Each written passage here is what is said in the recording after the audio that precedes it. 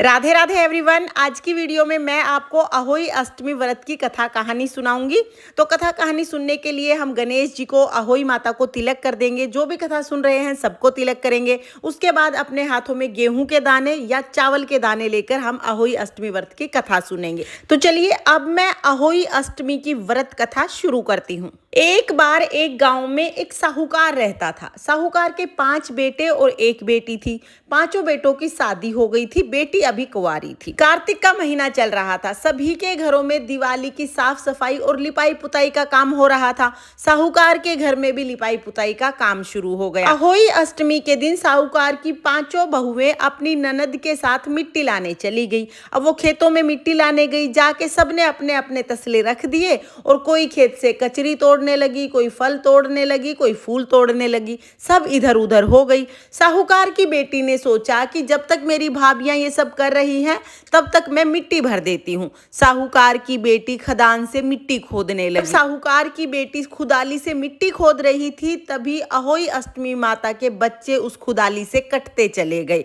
जब 7 बच्चे कट गए तो अहोई अष्टमी माता हाहाकार करती हुई प्रकट हुई। अहोई अष्टमी माता का ये रूप देख के साहूकार की बेटी डर गई और जोर जोर से रोने लगी। उसकी भाभियां भी वहां पे आ गई। अहोई अष्टमी माता ने कहा, तुमने मेरे सारे बच्चों को काट दिया है, मैं तुम्हारी गोद लूंगी। अब ये सुन के साहूकार की सारी बहुएं डर गई। साहूकार की बहुओं ने कहा कि अगर आपने इसकी गोद ले ली तो हमारी सासू माँ हमें अपने घर में नहीं घुसने देंगी, वो घर से निकाल देंगी। अहोई अष्टमी माता बोली, इसने मेरे बच्चों को काटा है, गोद तो मुझे जरूर चाहिए। अगर इसकी गोद नहीं देना चाहते तो तुम अपने में से किसी की गोद दे दो। सारी बहुओं ने अपनी गोद देने से मना कर दिया। तभी साहूकार के बड़े बेटे की बहू ने कहा, हे अहोई अष्टमी माता, आप मेरी ननद की गोद मत लो, इसके बदले मेरी गोद ले लो। अहोई अष्टमी माता ने साहूकार के बड़े बेटे की जो बहू थी उसकी गोद ले ली। अब उस बहू के जो बच्चे पालने में खेल रहे थे वो पालने में खत्म हो गए, पालने में ही मर गए। जो स्कूल गए थे स्कूल में मर गए, जो आंगन में खेल रहे थे आंगन में मर गए। जब उसकी सारी संतान खत्म हो गई तो सास ने कहा कि अब मैं तेरा क्या करूंगी। सास ने धक्के मार के उसे घर से निकाल दिया। वो बेचारी गांव से बाहर जंगल में जाके रहने लगी। वहां पर एक गाय रहती थी। गाय लंगड़ी थी, उससे चला नहीं जाता था। अब साहूकार के बेटे की जो बड़ी बहू थी वो गाय की सेवा करने लगी। इससे उसका भी टाइम पास हो जाता और गाय की भी सेवा हो जाती। उसने गाय की इतनी सेवा की कि गाय के पैर ठीक हो गए। गाय बहुत अच्छे से चलने लगी। अब 1 साल हो गया गाय की सेवा करते करते। गाय को बहुत अच्छा लगा। गाय ने उसको कहा कि बेटा, तूने मेरी बहुत सेवा की है, तू मांग, क्या मांगना चाहती है, मैं तेरी हर इच्छा पूरी करूंगी। जो गऊ माता थी वो शाहू माता थी और अहोई अष्टमी माता जो है वो शाहू माता की सहेली हैं।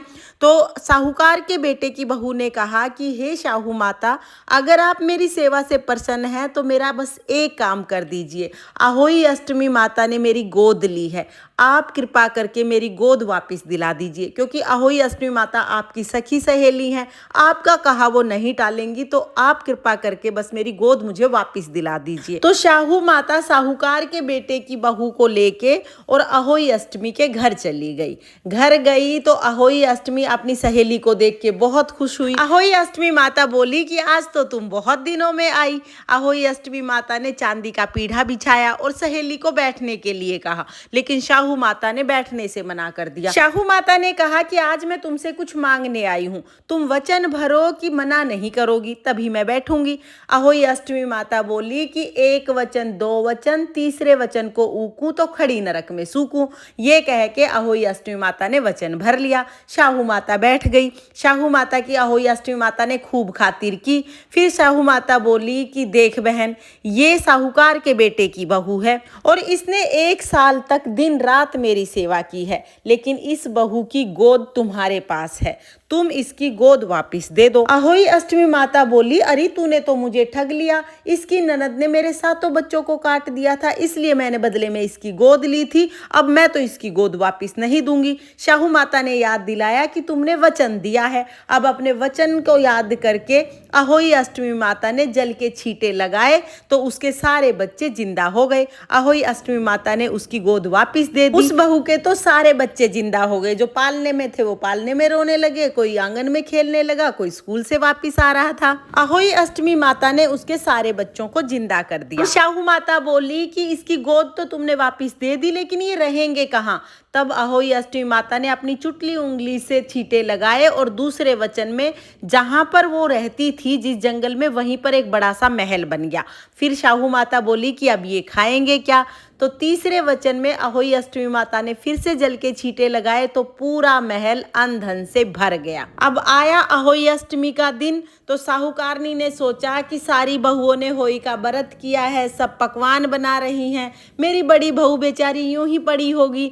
तो उसने अपनी नौकरानी को कहा कि ये थोड़े से पकवान बड़ी बहू को दे आ, भूखी प्यासी पड़ी होगी, वो भी बेचारी खा लेगी। नौकरानी पकवान लेके जंगल की तरफ गई और जाकर देखा कि जिस झोपड़े में बड़ी बहू रहती थी उस झोपड़े की जगह तो बहुत बड़ा महल बन गया है। बड़ी बहू पूड़े उतार रही है, बच्चे आंगन में खेल रहे हैं, बहू कंडवारे बांट रही है। नौकरानी भागी भागी साहूकारनी के पास आई और आके बोली कि तुम्हारी बहू तो कंडवारे बांट रही है। अब साहूकारनी बोली कि ये दोरानी जिठानी बोली मारेंगी, इस वजह से तो मैंने उसको बेचारी को घर से निकाला था। ये तो दोरानी जिठानी है इसलिए बोली मारे, तू तो पैसों की खरीदी हुई है, तू भी क्यों बोली मारे?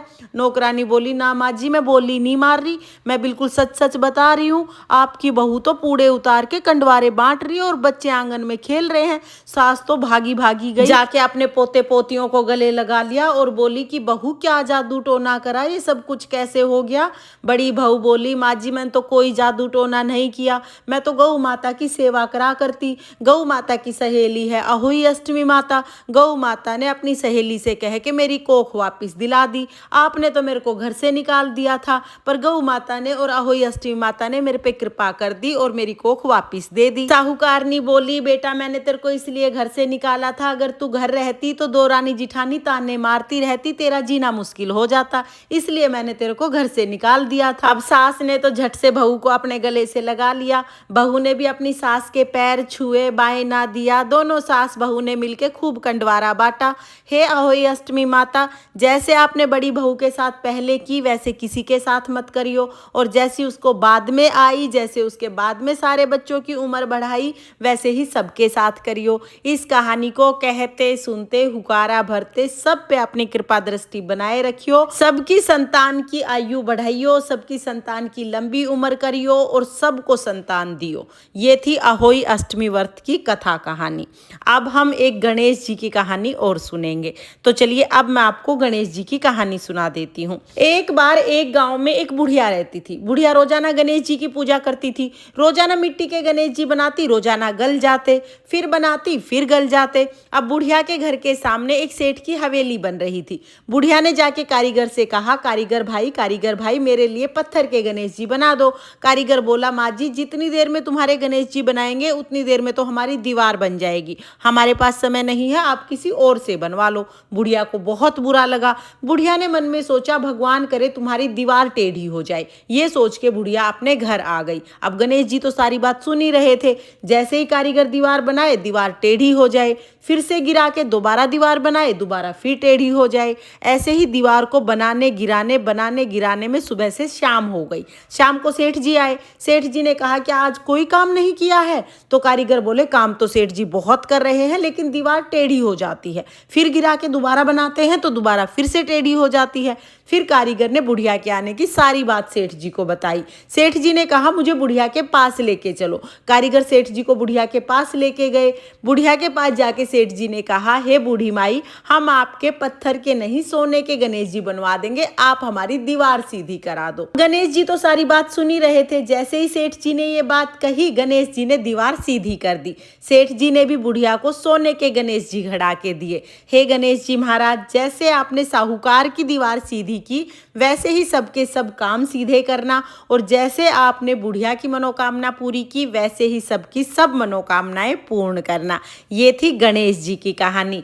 इस तरह से हमारी अहोई अष्टमी व्रत की कहानी पूर्ण होती है। हे अहोई अष्टमी माता, इस कहानी को कहते सुनते हुकारा भरते सबकी संतान को लंबी उम्र देना और सबको संतान देना। जय हो अहोई अष्टमी माता की। तो इस तरह से हम अहोई अष्टमी की व्रत कथा सुनेंगे। कथा सुनने के बाद जो हमने हाथ में गेहूं के दाने लिए हैं, इनमें से थोड़े से दाने गणेश जी को, अहोई अष्टमी माता को और शाहू माता को समर्पित कर देंगे।